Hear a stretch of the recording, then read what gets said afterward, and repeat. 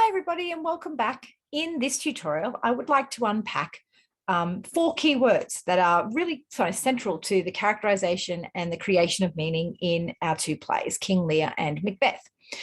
Now, we're beyond that point where we can look at the play as a whole big story, and we're probably even going deeper into the play than being able to look at just the building blocks, how themes are put together or how characterization is used. And we're delving so deeply into the text now that we can actually look at why Shakespeare might have chosen to use particular words in his script as opposed to other words. All right, so the 4 that I've chosen to unpack with you in this tutorial are really central to the characterization of the stories, and each links also to a literary device, which means that you have an opportunity to explore stylistic devices and aesthetic features in your analysis of the use of these words. Okay, so let's have a look at them.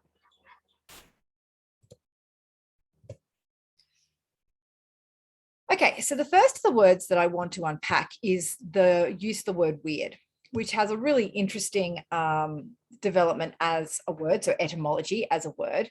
And it's important to note that when the witches were constructed for Macbeth, they were originally referred to as the Weird Sisters, and that has a very specific connection to Greek mythology, which I'll unpack in a second. The reference to the witches as witches became really useful for propaganda purposes when dealing with King James, because King James's fear of witches and association with witches was really quite, fear of witches and persecution of witches was really well known. And being able to draw that comparison between the weirdness of the sisters and witches really helped to make the point that chivalrous, good, trustworthy kings don't consort with them. But we digress. So the word weird is used quite purposefully. And in the etymology of the word, the word itself goes through a number of different phases. So originally Germanic, the word wordy, as you can see, they're meant to turn. So we can certainly see aspects of that original meaning in Shakespeare's use of weird. So the Weird Sisters turn Macbeth from brave and courageous, from trustworthy and chivalrous, into somebody who acts on his own selfish wishes and desires. When it was later appropriated by the English, in the Old English, we had the spelling of weird that you've probably seen before, W-Y-R-D, which means to become. So we've moved away from just the idea of turning. So he faced towards one set of characteristics, his brave, chivalrous, noble characteristics, and he turned towards his selfish ones. This takes a little bit further. He doesn't just turn towards it, he becomes something. So in the second incarnation of the word, to become, Shakespeare also embodies that in the impact of the Weird Sisters on Macbeth, that through the Weird Sisters, Macbeth becomes a tyrant. So he doesn't just turn towards certain traits, he actually acts on them as well. But when the word weird in the spelling that we now associate it, so W-E-I-R-D, became most well known, was actually in association with Greek mythology, the 3 fates. So the 3 fates, if you are not familiar with this particular story, were 3 crones, so old women, who created the lifespan of every mortal on earth. Okay, so essentially what that meant was the first of the crones unspooled the thread of your life. Okay, so she unwound it from the thread, the rest of the thread. The second of the crones measured it out, and depending on what length of life they had predetermined that you would have, your thread would be of a different length. So some of them were very short, if it was a short life, long if it was a long life. And the third of the crones cut the thread, and that length of thread then became the length of your life. Now, the idea of the fates has been taken on board by us and has passed down through the generations in the idea of fate. So a predetermined expectation of what your life was going to become, and a predetermined length of that life based on decisions made before you existed. You know, they were made at your birth, and you didn't actually have any control over them.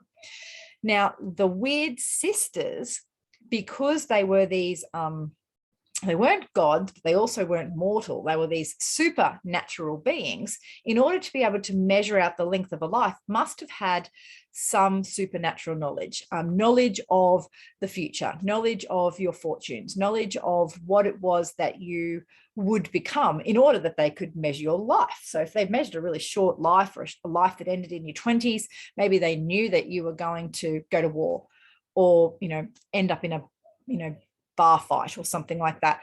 And because of that unnatural knowledge, they were treated with respect in Greek mythology, but certainly their weirdness is then what manipulates Macbeth in our play. It is not by accident that the word weird now becomes associated with the idea of being unusual. The presence of the weird sisters in Macbeth as characters who sit outside society, who appear and disappear, who give prophecies that, of course, become true, but also highlight the flaws in human nature, is unusual. Associating with them is not what rational, reasonable people should do, and it's not a huge extension, of course, to see that the weird sisters of Greek mythology became witches under Christian belief systems through the Elizabethan and Jacobean eras. So all four meanings of that idea of weirdness come through in Macbeth. So the witches provide a turn in his fortunes, and they actually direct him to turn away from the traits that actually see him rewarded. So bravery, courage, loyalty, generosity, and turn towards his darker purpose and his darker instincts. So his own ambition, his selfishness, and his desire to shore up his success by any means possible. Those prophecies then challenge him to become what's promised. So, you know, this is at the heart of the idea of the theme of agency. So fate versus free will. Does Macbeth's downfall come because it was predetermined by the fates, or does he take actions and then actually lead to his own downfall? Okay.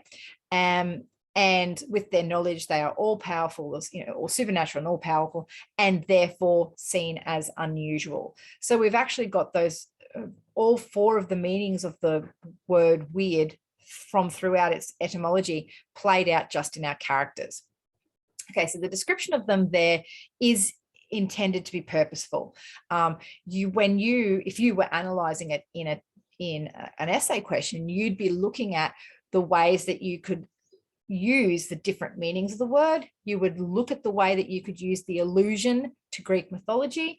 You would look at the idea of why unusualness was not something that you would expect of, consorting or a relationship with the unusual, why that would not be something that you would expect of a king, and therefore why Macbeth is maybe unsuitable for the throne because he does consort with those witches, and that ultimately, because his plot trajectory then is entirely downhill, the message that we as audience members take, of course, is that the weird should be avoided.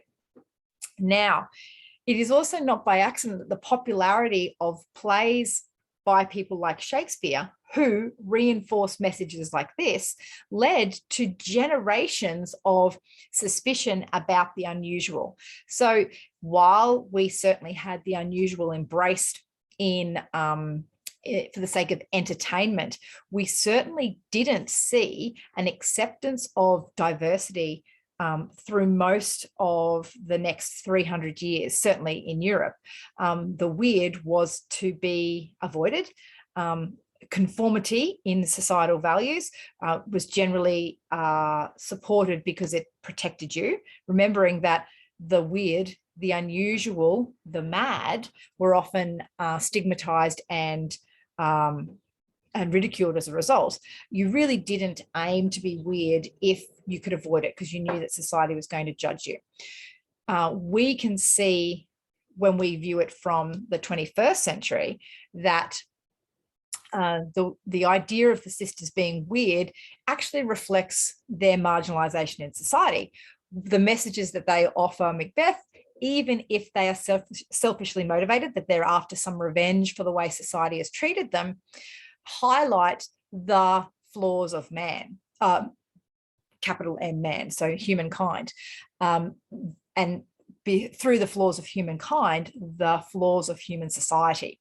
So our witches in a modern context could simply be three characters who are outside of the expectations of society, enough to be deemed unusual. But because of their ability to be outside society, they've maybe had time to read the situation, which gives them what appears to be supernatural knowledge. Okay, what it is simply observing and reading human behavior enough to say characters who have behaved like this thus far are going to act in this way if I provide them with this information.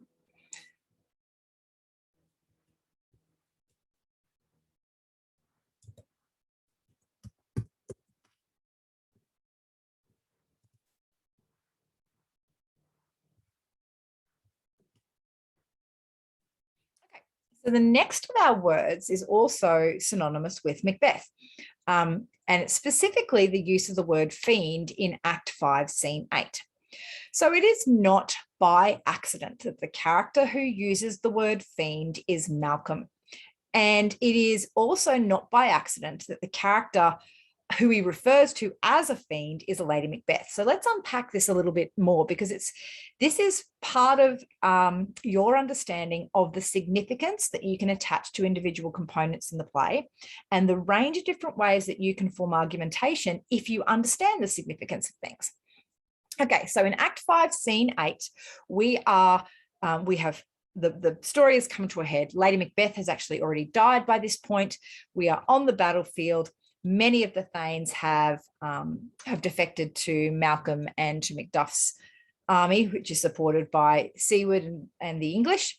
And Macbeth is holed up in Dunsinane Castle, ready to engage in his final battle. When he is finally defeated and beheaded, in his final speech to the assembled Thanes, Malcolm refers to the dead butcher, this dead butcher, and his fiend-like queen. And those words are carefully chosen by Malcolm to move the Thanes away from their loyalty or their alignment with Macbeth towards a restoration of natural order under his rule. Now, at the very end of that speech, of course, we're actually heading off to crown him and to name him as king at Scone. Okay, so this is a speech that actually says, let's put the influence of Macbeth behind us so we can restore natural order. So the dead butcher doesn't require a great deal of analysis. He's been responsible for the deaths of a number of really significant characters and really significant influences, and each of those influences represent a component of society. So we've committed regicide in killing the king. We've committed something like fratricide in killing Banquo, so the death of a brother. Because remember, these two have been brothers in arms. They were at the battle together. There's a very close friendship between them. So to kill a brother ties our characterization all the way back to Cain and Abel. And finally, we've killed an entirely innocent family, not the actual perpetrator of disloyalty, if that's what Macduff is guilty of, but actually his family, so his wife and his children.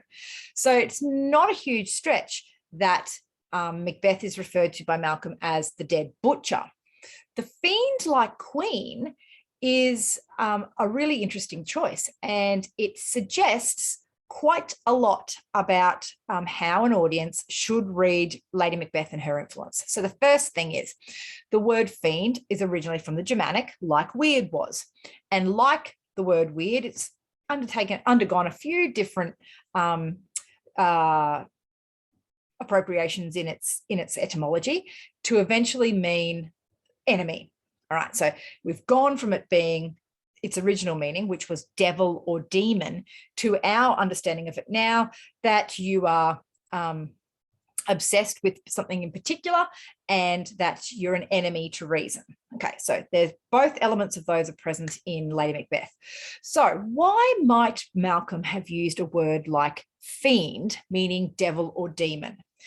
Well, the obvious implication is that a devil or a demon are clearly not Christian, devoted Christian characters. So somebody who is on the throne of a Christian country has got to actually be overtly aligned to the Christian beliefs. To liken someone to a demon or a devil would suggest that their very behavior, actually their very nature, is out of alignment with Christianity. So there's the first thing. The other thing that the use of the word devil or demon, fiend, actually does is it strips Lady Macbeth of her humanity. Okay, so she's not even human now. Well, this actually can be used to explain away quite a lot of Macbeth's behavior. If Lady Macbeth isn't even human, how could a human stand up to her influence? And that certainly helped with that argumentation that Lady Macbeth is sort of like the fourth witch.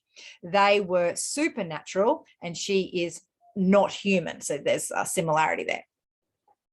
If Lady Macbeth is something unnatural, that she is like a devil and has a devil's or a demon's power, then that would explain why a brave, noble, chivalrous, courageous soldier ultimately chooses to act on his own selfish instincts. He mustn't have done it himself. Someone must have influenced him.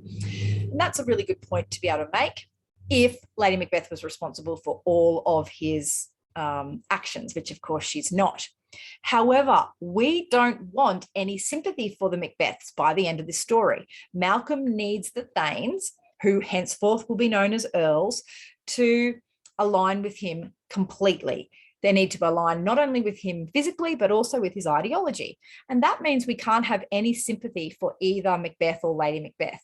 Now, Lady Macbeth, you could argue, is deserving of some sympathy. She's lost a child, she's lost her husband, she's lost her connection to society through him, because remember, she's only ever seen in her house. So once the action moves away from Inverness, we don't see her.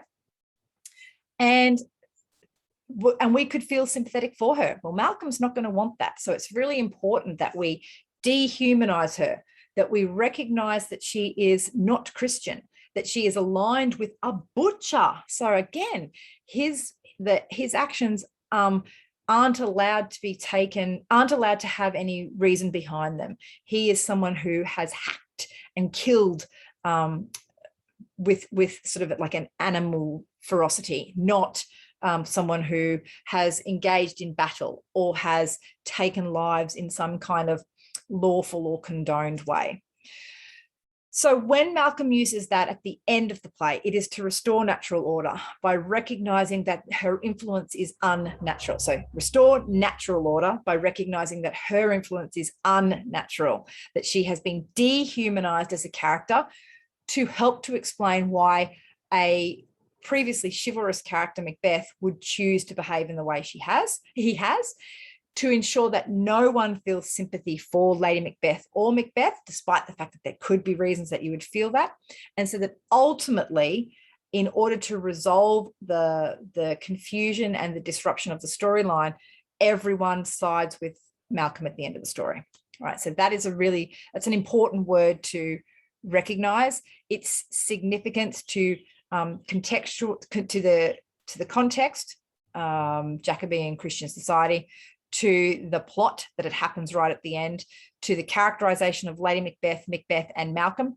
Those are all ways that one word makes a significant difference to the story.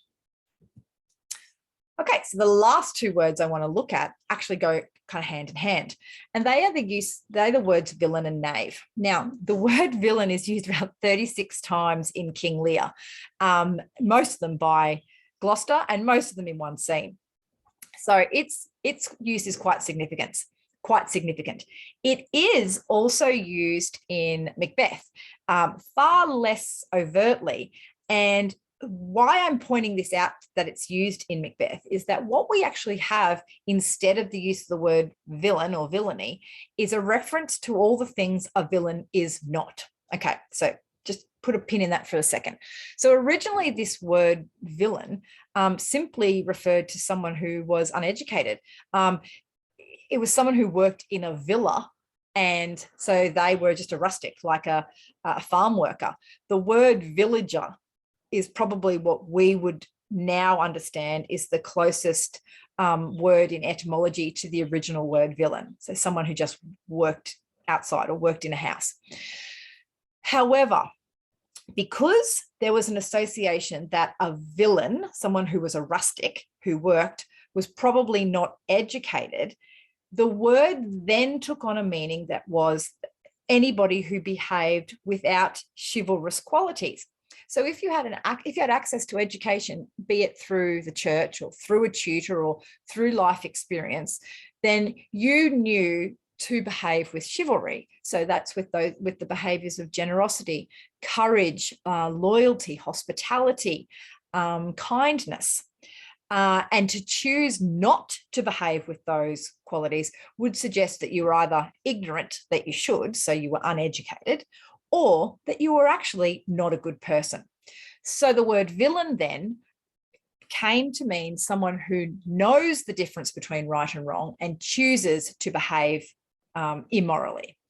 Now, in King Lear, Gloucester uses the word villain to refer to his son Edgar, who has done nothing wrong. So the use of the word villain in King Lear is often ironic, and its irony is explored in detail. It is highlighted in detail by the fact that the person to whom he is speaking is Edmund, who is responsible for the destruction of his family and who is a villain. And this wonderful little difficulty is explored beautifully through the use of the stylistic device and the literary device of chiasmus, which is the reversal of the order of phrases for dramatic effect. So in Act 2, Scene 1, having already identified that his son Edgar, who has done nothing wrong, is a villain because Edmund told him that he was, he has called him a villain many times over. In Act 2, Scene 1, he says to Edmund's come to report now that he himself has been injured by Edgar. Gloucester says, now, Edmund, where is the villain? Now, we've already heard the word villain several times from Gloucester, so we're not interpreting this in any different way yet. The use of chiasmus then, when we next hear this same combination of words, actually exploits not just normal irony, you've just called your good son a villain, but also dramatic irony, which is when the audience knows something that the characters don't. The second time he says these words, he says, where's the villain, comma, Edmund. So for those of us who like to nerd out, that's a wonderful little moment of chortle, like, oh, I see what you did there. The person that you've just referred to as villain is indeed the villain. Okay, but from Gloucester's perspective, because his great hamartia is his ignorance, his blindness to the true natures of people, he doesn't mean them differently, but the audience interprets them differently. So what we actually have in Macbeth is a character who demonstrates villainy from almost the start of the play. Selfish actions, deliberate turning away from the traits that actually see him praised and rewarded, and turning towards actions and choices and character traits that are negative, that are selfishly motivated, which ultimately hurt everybody, including himself. And in King Lear, we have the word used ironically to describe a character who has not done anything wrong, other than perhaps take for granted what he has. And the word is used in conversation with the very character who is indeed the villain, but he's such a smart villain that it really takes until Act 5 before he's caught. Now, the word that's used interchangeably often with villain is knave, but there's a difference in the meaning of the word knave. Now, this word is also Germanic, as many of our Old English words were, and regardless of the stage of its etymology, because it has also gone through a number of different versions and it was adopted by a lot of different languages, the word has always meant youth, youth or boy or servant, because young boys were often servants to lords. And the use of the word knave then generally refers to inexperience. So if I'm a knave and I'm getting in trouble for something, I've probably committed a fairly minor misdemeanor. I'm probably doing the wrong thing because I don't necessarily know that it's the wrong thing, as opposed to a villain who knows that he's doing the wrong thing and does it anyway. So if I'm actually referring to a boy as a knave, I'm not really considering that he is done for, that he can never grow out of this. I'm probably actually suggesting that his behavior is pretty common for his age, but we'd like you to learn from it. The word knave is used as an insult significantly through King Lear, because we have three older male characters. So King Lear, Gloucester, and Kent.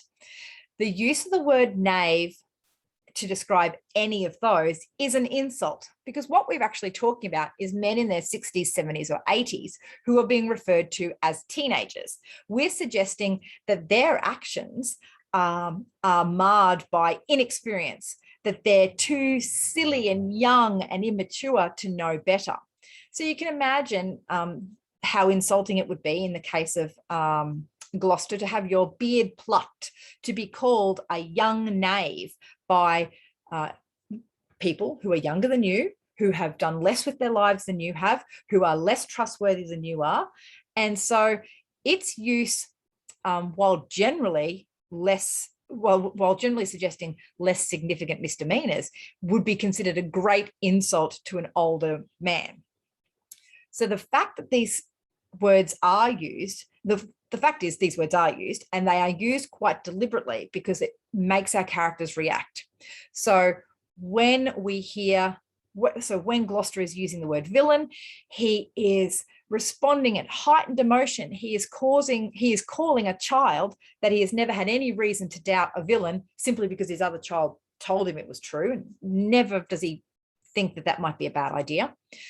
And when younger characters refer to Gloucester as a knave, he also reacts in that way. So these words have such strong connotations that they prompt these emotional responses from characters, and they often act erratically, they act irrationally, they act too quickly, and they get themselves in trouble as a result of that.